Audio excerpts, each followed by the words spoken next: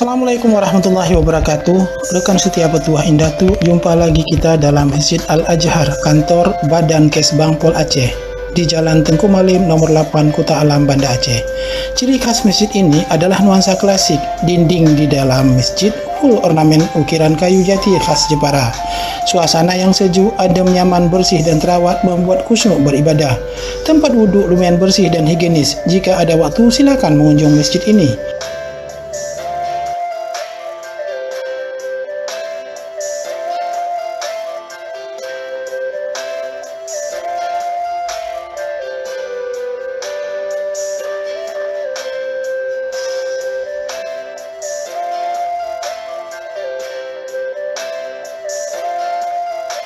Wassalamualaikum warahmatullahi wabarakatuh. Tetap sehat selalu bersama kami, Petuah Indatu.